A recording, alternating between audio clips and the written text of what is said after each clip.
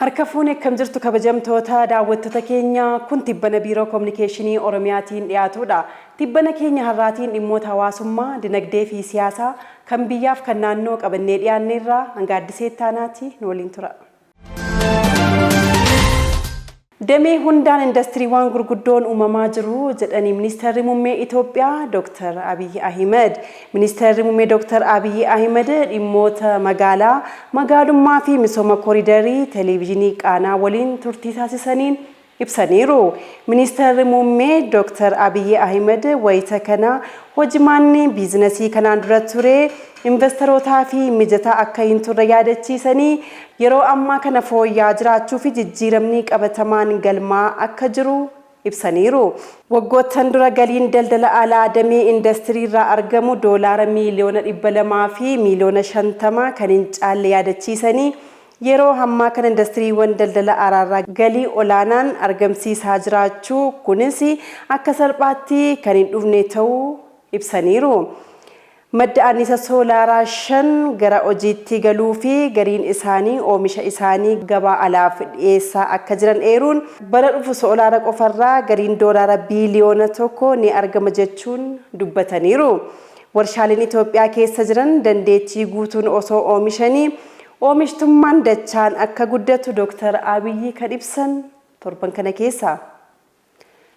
Imalli dijitaala Itoophiyaa guddina damee dijitaalaa addunyaa keessa jiruun dorgomaa ta'aa jira jedhanii hoogganaan biiroo kominikeeshinii Oromiyaa obbo Haayiluu Addunyaa dabalatasaa Dirribee Taklee Kattaanutti qindeessiteetti.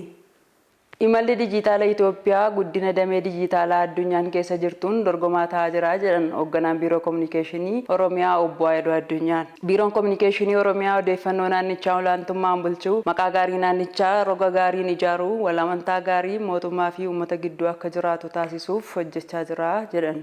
Miidiyaalee fi qunnamtii uummataa odeeffannoo naannichaa walteessuun, injifannoo balballoomsuu, seenessa waloo ijaaruu, odeeffannoo sobaa qolachuu, duudhaa ganamaa gabbisuun, ergama waloo taasifachuun miidiyaalee naannoo fi federaalaa qindeessuun foorumii miidiyaalee hundeessuun hojii bu'a qabeessa hojjechaa jira.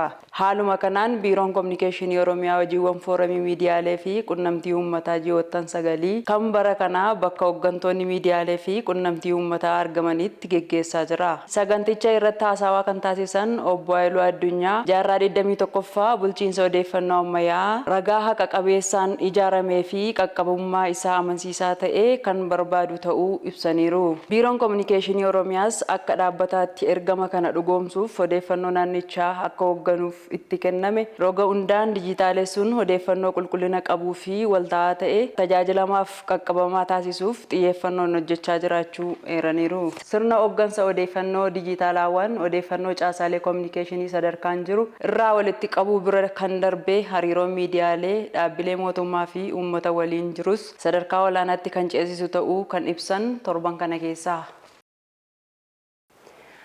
Magaalaa Roobeetti wiirtuun kenna tajaajila iddoo tokko eebbifamuun hojii eegale dabalatasaa seenaa Firdiisaa Kattaanutti qindeessiteetti. Magaalaa Roobeetti tajaajila siyaasaa qaqqabamaa fi teekinooloojii dijitaalaatiin deeggarame hawaasa biraan ga'uuf wiirtuun kenna tajaajila iddoo tokko eebbifamuun hojii eegaleera. Sagantaa eebba wiirtuu kanaa irratti aangoonni mootummaa naannoo hooggansi godina Baaleef magaalaa Roobee argamaniiru. Gaafatamaan siyaasa paartii badhaadhinaa damee Oromiyaa Dr. Mangistuu Baqqalaa wiirtuun kun tarkaanfii mootummaan naannichaa tajaajila hawaasaa siyaasaa qaqqabamaa fi ammayyaa taasisuun itti qufiinsa lammiilee mirkaneessuuf hojiirra oolche ta'uun dubbatan. Kenna tajaajilaa socho'aa bakkaa bakkatti kennamu kanaanis tajaajiltoonni waraqaa eenyummeessaa galmee taatiiwwan bu'uuraa ragaa hojii dhabdummaaf miseensummaa inshuraansii fayyaa hawaasa teekinooloojiiwwan dijitaalaan deeggaramuun kan kennamu ta'us ibsaniiru. Wiirtichi seektaroota mootummaa 24 kan of keessatti hammate yoo ta'u gosoota tajaajilaa 125 kennuu akka danda'us eeraniiru.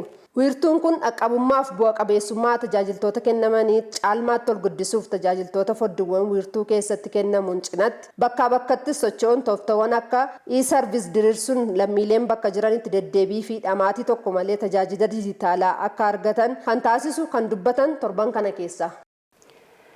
Waldorgommiin ispoortii aartii sarkasii Oromiyaa tokkoffaan magaalotaa fi godinaalee Oromiyaa gidduutti adeemsifamu magaalaa Adaamaatti jalqabame.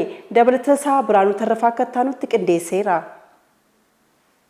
Waldorgommiin ispoortii aartii sarkasii Oromiyaa tokkoffaan magaalotaa fi godinaalee Oromiyaa gidduutti adeemsifamu magaalaa Adaamaatti jalqabame. Biiroon Aadaa fi Turizimii Oromiyaa ispoortiin aadaa bu'uura ispoortii ammayyaa ta'uusaa sagantaa kanarratti beeksise. Ispoortiin ogummaa guddaa kalaqa sammuu fi qaamaa walitti hidhuun fayyadummaa uummataa mirkaneessu ta'uu ibsanii mootummaan naannoo Oromiyaas xiyyeeffannoon irratti hojjechaa jira jedhan hooggantuun Biiroo Aadaa fi Turizimii Oromiyaa Aadde Jamiilaa Simbirruu. Aartiin kun dandeettii dhaloota haaraa guddisuu fi guddina aadaa keenyaa keessatti gahee olaanaa qaba. Aadaa keenya addunyaa biratti beeksisuuf sochii hawaasa dinagdee utubuu keessatti shoora olaanaa waan qabuuf irratti hojjenna jedhan Aadde Jamiilaan. Egaan kabajamtoota daawwattoota keenya tibbana keenya har'aa Biiroo Kominikeeshinii Oromiyaatiin qabannee dhiyaanne kanarratti xumurreerra. Odeeffannoo dabalataa argachuuf YouTube, Facebook, Telegram, TikTok kallacha Oromiyaa like, share, comment, subscribe gochuun hordofaa isiniin jecha torban tibbana kan biraan hanga walitti deebinutti nagaan nuuf tura.